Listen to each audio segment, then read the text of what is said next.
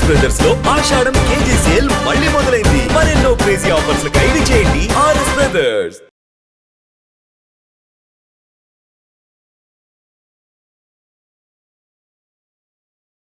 రాజు, ఇప్పుడు మన రామాచారి గారు మనకు కేవలం పాటలు మాత్రమే నేర్పించట్లేదు కదా, బోల్డ్ అని చెప్తున్నారు కదా. అన్నీ చెప్తారండి.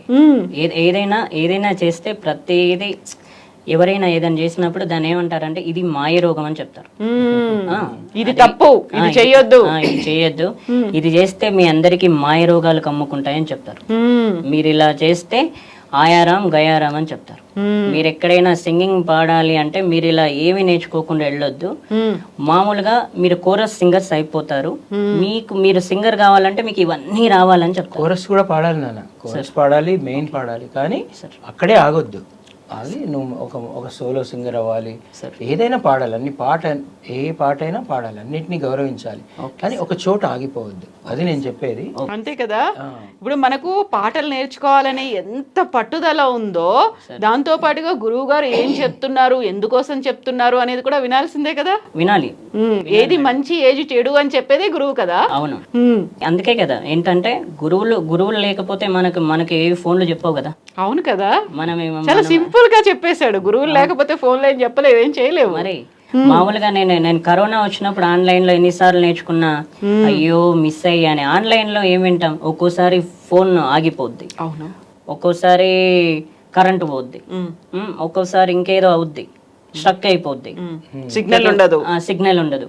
నేను మళ్ళీ మా ఊరి వాళ్ళకి కాల్ చేయాలి, అన్న ఇట్లా సిగ్నల్ పోయిందంటే ఒక్క నిమిషం తమ్మి, ఒక 15 నిమిషాలు అన్న. 15 minutes లో అంటే క్లాస్ అయిపోతుంది, మీరు మళ్ళీ 15 minutes అంటే ఎట్లా అన్న అంటే అయిపోయింది తమ్మి అంటే, వద్దన్న సారీ క్లాస్ మిస్ అయితే ఇక నేను ఏం చేయలేను, మీరు ఎన్ని నిమిషాలన్నా చేసే కానీ మీరు తొందరగా చేయండి అన్న అని చెప్తుంటాను. ఫైనల్ గా గురువు కావాలి, గూగుల్ కావాలి మనకి కదా. రెండు ఎక్కువ, గురువు ఎక్కువ అంటే గురువు దగ్గరే నేర్చుకోవాలి. గూగుల్ కూడా కావాలి, గూగుల్ కావాలి కానీ విద్య మాత్రం ఇలాంటి విద్య అండి, సంగీతం. అవును, గురుముఖత నేర్చుకుంటే మంచిది. అవును, గూగుల్ మనకి సహాయం. అది మనకు ఒక రెఫరెన్స్ కి. టెక్నాలజీ లేకుండా మనం బతకలేము, కానీ దాన్ని మాత్రమే నమ్మకూడదు. సో ముందు గురుముఖత నేర్చుకుంటే అసలైన విద్య మనకు వస్తుంది, ఆ విచక్షణ వస్తుంది. అవును కదా, అందులో ఉండే ఆ న్యూయాన్సెస్, డీటెయిల్స్, గ్రామర్ అవన్నీ కూడా, తప్పు ఒప్పులన్నీ కూడా వివరించి చెప్పేది గురువు.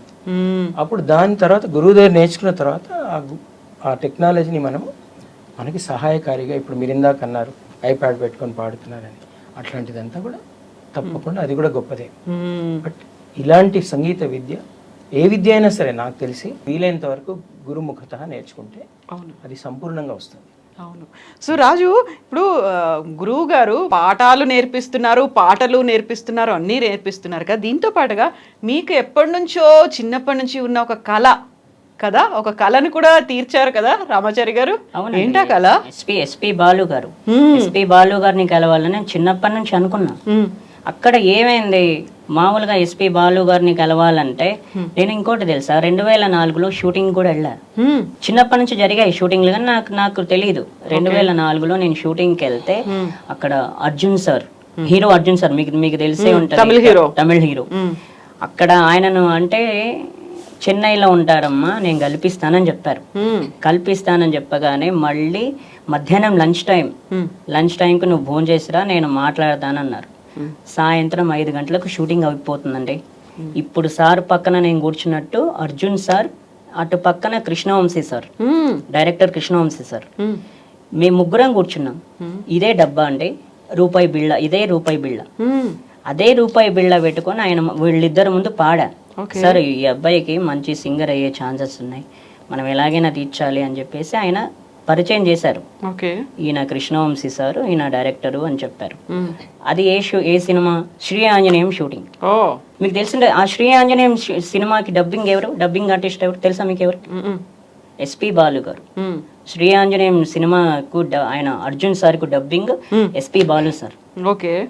అయితే ఆయనను కలవాలనుకున్నప్పుడు ఈ అబ్బాయికి టాలెంట్ ఉంది, మంచి సింగర్ని ఎట్లయినా మనం హెల్ప్ చేయాలి అంటే సరే అనుకున్నారు ఇద్దరు.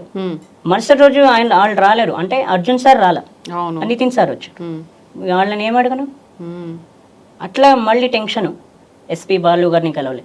అన్ని సంవత్సరాల తర్వాత అది ఎప్పుడండి 1995 ఓకే. అప్పుడు కోరిక అది. హా. మరి అప్పటి కోరిక ఎంతో మందిని అడిగా, మాకు తెలీదు, మాకు కొంతమంది చెన్నైలో ఉంటారంటారు, కొందరు బంజారా హిల్స్ లో ఉంటారంటారు. మరి ఎవరు కరెక్ట్ గా చెప్పిపోతేనే ఎక్కడ కలిసేది? అవును కదా. మళ్ళీ ఇన్ని సంవత్సరాల తర్వాత ఇంకెవరికి చెప్పొద్దు, ఏదేదో అనేస్తున్నారని చెప్పేసి ఇంకెవరితో చెప్పకుండా రామాచారి సార్తోనే చెప్పా. 2011లో జాయిన్ అయ్యాను, 2012లో చెప్పా, 2014లో కలిశాను. ఓ, అంత చాలా తొందరగానే. ఎస్పి బాలు గారిని 2014లో కలిసి సెప్టెంబర్లో కలిశాను నేను. ఓకే. ఆ రోజు సండే వచ్చింది, ఆ రోజు కలిశాను, హ్యాపీ. ఆయన ముందు కూడా పాడారా రాజు మీరు? మామూలుగా కలిశాను, సార్ పరిచయం చేశారు, ఇతను నా స్టూడెంట్, వీడి పేరు రాజు అంటే చాలా సంతోషం నాన్న, రాజు బాగా నేర్చుకొని సెకండ్ ఇచ్చారు. మీ ఇద్దరం ఒకటి ఇట్లా నుంచున్నాం, చేశారు ఆయన, హ్యాపీ కదా. అవును కదా, ఎంతకంటే ఇంకేం కావాలి. చిన్నప్పటి నుంచి ఎదురు చూస్తున్న ఒక కళ కదా, ఒక రోజు కలవాలి అనేది. మా ఊర్లో చాలా మంది తెలుసు అండి, అది కలవాలని చాలా మంది తెలుసు, కానీ కాన్సన్ట్రేషన్ చేయలేరు నా మీద. అంటే వాళ్ళని కలవడానికి కూడా ఒక దారి అనేది లేకపోయింది కదా, మీ ఊరు నుంచి వచ్చి వాళ్ళని కలవడం అనేది. లేదు లేదు లేదు, ఎవరు చెప్పలేరు. ఎంతమంది అండి, ఎవరి పేరు చెప్పకూడదు, కానీ ఏ రాజకీయ నాయకులను అడిగాను, అందరిని అడిగాను, కానీ ఎవరు కల్పించలేకపోయారు. సర్లే ఏం చేస్తాం, కానీ ఎవరితో చెప్పకూడదు అనుకున్నారు. ఏదేదో అన్నారు, ఆయన ఎందుకు కలవాలి, ఆయనతో ఏంటి అవసరం, సింగర్ అవ్వాలండి అందుకే కలవాలి, ఆయన చెన్నైలో ఉంటారు, మేము కల్పిస్తామని ఒక్కరు అనలా. దానికి కూడా ఒక టైం అనేది రావాలి, దానికి కూడా ప్రాపర్ గా ఒక వే అనేది ఉండాలి కదా. టైం అంది, ఎన్ని సంవత్సరాలు, అసలు మామూలుగా ఎదురు చూడడం అంటే మామూలుగా ఎదురు చూడడం కాదు. ఎప్పుడంటే 2014 వరకు ఎదురు చూసా, 2014లో జరిగింది చిన్నప్పటి కోరిక, ఇన్ని సంవత్సరాల కోరిక. ఆ తర్వాత ఈ కోరికతో పాటుగా మీ గురువు రామాచారి గారు మీకు ఇంకొక గిఫ్ట్ కూడా ఇచ్చినట్టున్నారు, స్పెషల్ గిఫ్ట్ కదా. అవునండి, ఇచ్చారు. ఏంటది? మమత అంటే అని ఆవిడ ఫోన్ 2014లో ఇచ్చారు. ఇంకోటి మమత అంటే. అయితే మీరు ఎస్పి బాలసుబ్రహ్మణ్యం గారిని కలవాలి అనుకున్నప్పుడు కల్పించారు, ఆ తర్వాత మీకు మృదంగం కావాలి అనుకున్నప్పుడు అది ఎప్పుడు 2015లో వచ్చింది. అది 2015లో రామాచారి సార్ మృదంగం ఇప్పించారు. నేను మృదంగం ఎందుకున్నానంటే మృదంగం కాంపిటీషన్ అయిందండి. ఓకే. ఎక్కడ అది జడ్జివన్ కాలేజ్, రాజేంద్ర నగర్ జడ్జివన్ కాలేజ్ లో ఒక ప్రోగ్రామ్ జరిగింది. ఓకే. కర్ణాటక ఒకళ్ళు వాడేవాళ్ళు కర్ణాటక ఒకళ్ళు, హిందుస్థానీ ఒకళ్ళు వాడేవాళ్ళు అది, ఫోక్ పాడేవాళ్ళు ఫోక్. నేను ఏం ఎంచుకున్నాను, నేను మృదంగం నేర్చుకున్నాను కదా. ఆ మృదంగం నేర్చుకుంటే ఆ రోజు నా దగ్గర మృదంగం లేదు. వాళ్ళు అడిగారు, నేను అందరు తెచ్చుకున్నారు మృదంగాలు, నా దగ్గర లేదండి అన్న. లేదంటే ఒక ఆయనతో మృదంగం ఇప్పించారు, నువ్వు నెక్స్ట్ ఇయర్ కల్లా మళ్ళీ మృదంగం తెచ్చుకోవాలన్నారు. సరే అండి తెచ్చుకుంటా అంటే ఆయన మృదంగం ఇచ్చారు. ఫస్ట్ క్యాండిడేట్, ఆయనకు ఫస్ట్ సర్టిఫికేట్ వచ్చింది, నేను సెకండ్ ప్లేస్ లో ఉన్నా. నాకు సెకండ్ సర్టిఫికేట్ వచ్చింది. వాళ్ళు ఏం చేశారు, సెకండ్ థర్డ్ విన్నర్ అయిన వాళ్ళకు, ఫైనల్ విన్నర్ అయిన వాళ్ళకు భద్రాచలం తీసుకెళ్తామన్నారు. నేను సెలెక్ట్ అయ్యానండి. ఎందుకు సెలెక్ట్ అయిన తర్వాత ఎందుకు వెళ్ళాలి భద్రాచలం? ఎందుకు తీసుకెళ్ళలేదా మీరు? వెళ్ళలేదా? తీసుకెళ్ళలేదండి. ఎందుకు తీసుకెళ్ళలే అంటే మృదంగం లేకే. నేను సెలెక్ట్ అయ్యాను మృదంగం కాంపిటీషన్ లో, నేను సెకండ్ విన్నర్.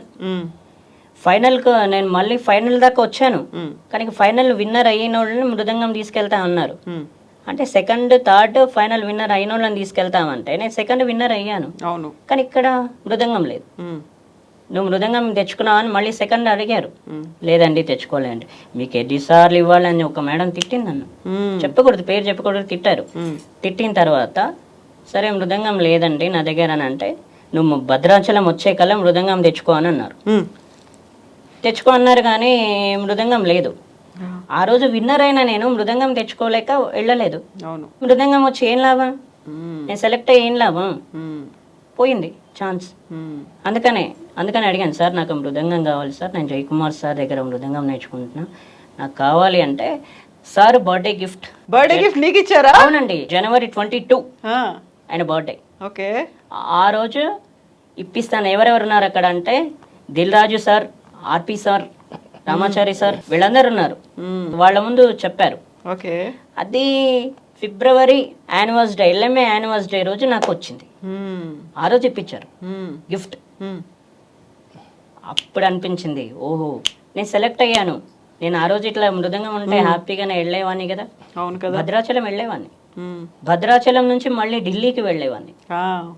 కానీ పోయింది.